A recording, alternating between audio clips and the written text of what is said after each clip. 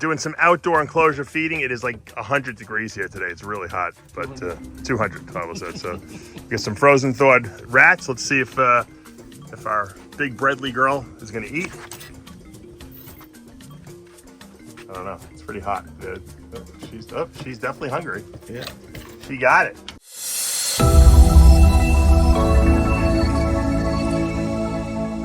Dave Palumbo here for Muscle Serpents Daily, and guys, we're going into the snake room today. Maybe not into the snake room, because we're going to be looking at my outdoor enclosures, because I have to feed my olive pythons and Bredley pythons, which are outdoors. So we're going to take a look and see if they're hungry and ready to eat. If they are, probably means they're not going to be laying any eggs this year, but we're going to check them out. We got to feed some blue-tongued skinks, and we'll take a look at what else is going on in the snake room. I don't think we had any clutches today. Pablo just cleaned all the ball python females. I don't think he said we had any clutches, but you never know. Let's take a look and go into the snake room. All right, we're doing some outdoor enclosure feeding. It is like 100 degrees here today. It's really hot, but 200 Pablo said. So we got some frozen thawed rats. Let's see if our big Bredley girl is gonna eat. I don't know, it's pretty hot. She's definitely hungry. Yeah. She got it. That's our big stonewash Bredley girl. You know, I really thought they were going to breed this year. You know, they're spring breeders. Now we're into summer, so she's still eating. So I don't know if we're going to get a clutch. It's funny because when I kept them inside, I did get a clutch from them the first year I bred them. But I don't even care if they breed. I'm just kind of like loving just watching them out here in the outdoor enclosures. There's our male staying cool in the shade. As cool as he can get, I guess. I bet he doesn't eat. Let's see. Hold on, let me zoom in a little bit here. Okay, see if we'll eat. He might.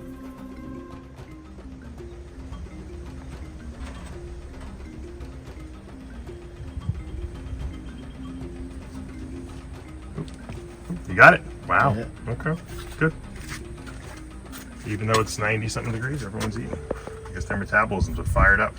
That's our hypo Bredley, our pure hypo Bredley. The hypo gene in Bredleys is polygenic, and this has got about all the copies of hypo you can possibly want. Oh, look at these olives here. They're looking for food, but we're going to be feeding these smaller olives first. Let's give the male who's on the floor, see if he'll grab that.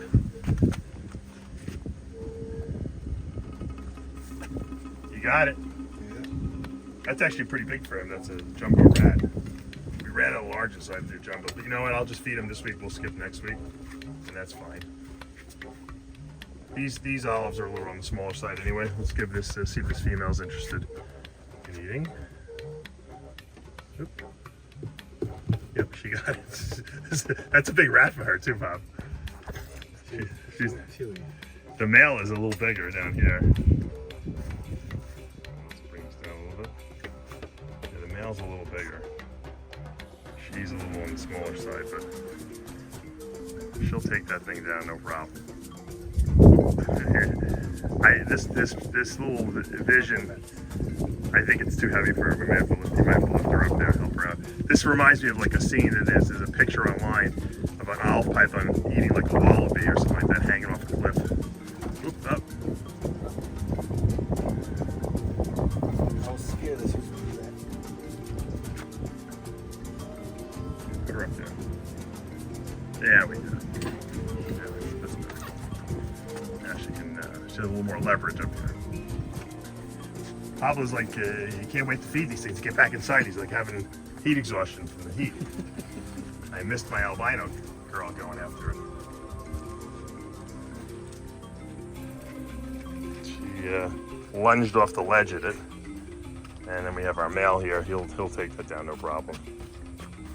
Yep, get him out of the water bowl there. We don't want to taint that water bowl, although it looks pretty green right now. The algae. Let's just dump it all through here. So these guys, it's funny how they're so passive since they've been outside, and they don't seem aggressive at all. They don't attack me when I open the cage. They're like, oh, they're gonna feed us. Okay, that's cool. They don't want to leave. They're very happy in their little cage here. And they got their food. to eat. They'll go digest, probably lay in the sun. It's a beautiful day here at Cape Coral, Florida. Everyone ate. I guess everyone's back on food. I guess no one's breeding this year. No one's laying any eggs this year. We're gonna have to wait again until next year. We're on year 9 now of the olive python project. Look, that female's got the thing wrapped. She doesn't even have her mouth on it. She's ready to start eating it already. So I love this. Even though she likes to bite me, I really like this girl a lot. She's just beautiful. Beauty. It's great to see him looking at him. Just like loving this big cage. You can make total use of it. I guess Pablo's right. I'm starting to really sweat right now. And I've only been out here for about 10 minutes. So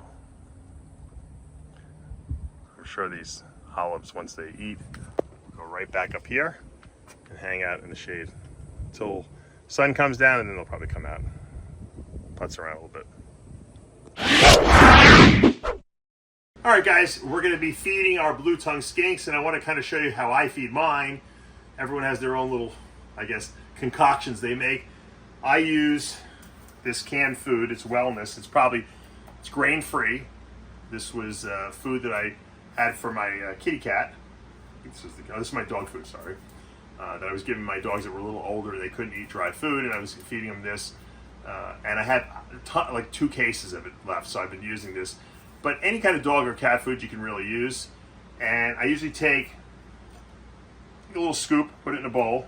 Then I take this Missouri insectivore diet, which is higher. You're going to add protein to that. This is made of just insects that are ground up, and then they kind of put it, pelletize it.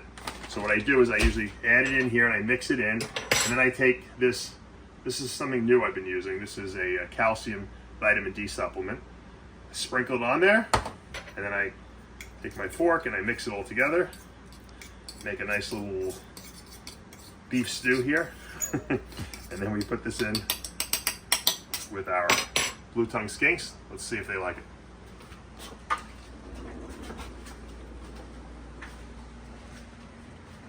All right, here's one of our females. Let's see if she'll eat this. You hungry? Here. Oh, you loved that. You loved Big Dave's little blue-tongue concoction I made here, huh? Usually I just leave it and close the door, but you don't want to climb in here, do you? Oh, look at this girl. Go eat your food. You love it when I put it in there. You're the only one who eats when I'm looking at you. The other ones don't wait till I run away. They wait till the night to eat. You don't mind eating in front of other people, right? Give it a taste. See how you like it. Let me tell you one thing. Oh, there she goes. Whatever you do, don't put your hands anywhere near these things when they're eating. Their jaws are so powerful that if they clamp down on your finger, they'll crush your finger. She likes it. Mikey likes it. Remember the commercial, Life cereal? Now I'm really dating myself. Do you remember that, Pablo? Mm-mm. You don't remember, because you're from Puerto Rico. That's why they probably didn't have Life cereal there. They had this guy, kid Mikey, and they would, the younger brother, and they'd let him, if Mikey likes it, then everyone will like it. Look at her, going to town. If we can only get these guys to breed. Well, she definitely likes my little mixture I made, and she's getting all the calcium, vitamin D, so the vitamin D directs the calcium, increases the absorbability of it. It's gonna direct it right into those bones, make her nice and strong. The high protein, these are carnivorous animals. You know, they can eat some vegetation, but they really need their protein. And obviously the dog food plus the extra insectivore pellets I put in there, that's gonna give her a nice little dose. They don't eat a lot too. They may go for once a week, they may eat. You know, she's a little bit more of an eater, but most of the blue tongues, they don't want to eat. I keep some dry food in with them. You can see this has probably been in there for two weeks. She might nibble on that, but she'll wait till I put some wet food in. She'll munch down on it, and then she doesn't want to eat anymore. They're not huge eaters, which is good because then they don't poop a lot. They pee a lot, but that's why I keep them on Reptichip. When I used to keep them on paper towels, I was constantly, every day, cleaning because they pee they pee a lot. They do drink a lot of water. You've got to make sure you have fresh water at all times. Very important. This is our northern blue-tongued female, and we're gonna let her enjoy her dinner. Look at that blue tongue. All right, here's our female Rhino Rat Snake. Theoretically, our blue Rhino Rat Snake that is now, looks like it's in its color transition from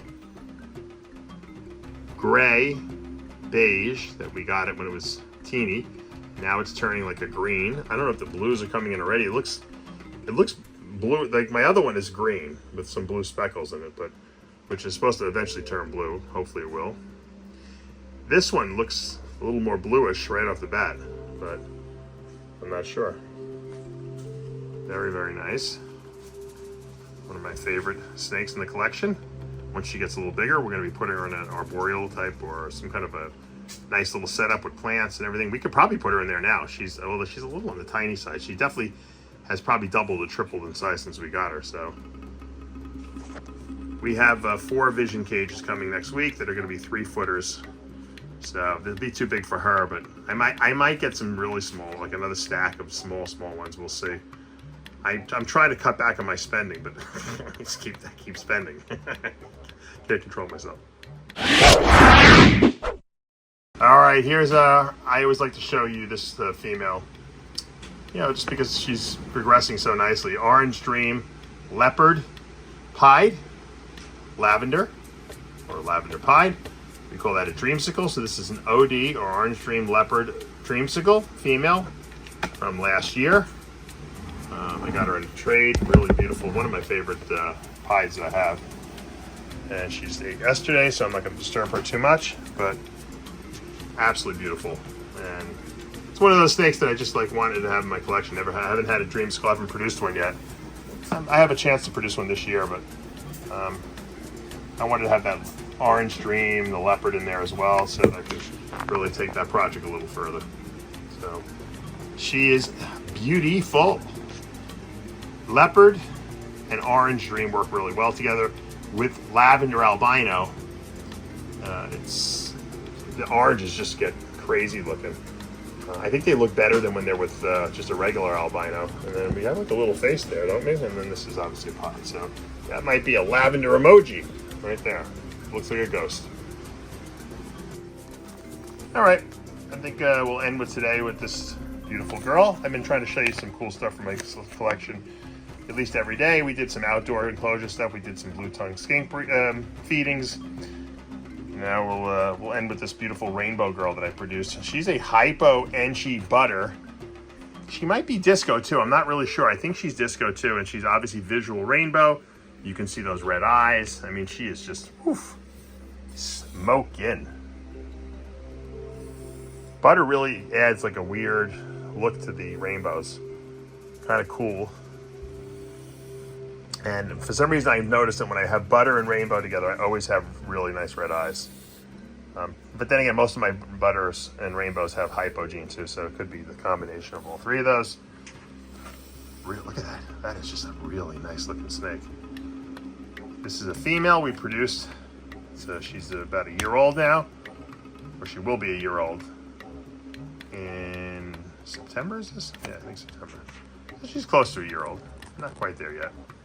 I actually have another butter rainbow, so I might be willing to sell her if anyone's interested. Getting butter into your rainbow projects, obviously with the hypogene and Enchi and this possible disco. That's the reason I really held her back. So I'm trying to produce a super disco rainbow. I have an older female that I already have that has disco, I believe. But if I don't sell her, I'll definitely keep her. She's a really good eater. All right, guys, that's going to do it for today here at Palumbo's Pythons and Boas. Pretty cool. My olive pythons are loving this crazy heat we're having. It's like 90 through 93 degrees. Humidity through the roof. They are thriving. During the day, they stay a little hidden. They try to stay out of the sunlight. And then as the sun comes down, then they come out a little bit more. But they ate now, so I'm sure they're basking and digesting their meals. Everyone got a jumbo rat, which is kind of cool, which, you know, I'm trying to beef them up a little bit because in the fall, I stop feeding them for the winter. So we got to put a little size on them. get them ready for the breeding season for next year. So this is going to be this summer. We're going to start feeding them a little more heavily. I was very gingerly feeding them all winter. I actually thought the female was going to go and lay some eggs, but she didn't. So what we're planning right now is just to kind of get them up to size, put some weight on them, especially the females, and then hopefully they'll breed this coming season. But that's the plan. You never know. Same thing with the blue tongues. We're going to start getting those females eating a little bit more. So once fall comes, we can put them in brumation and hopefully maybe get them to breed this coming season.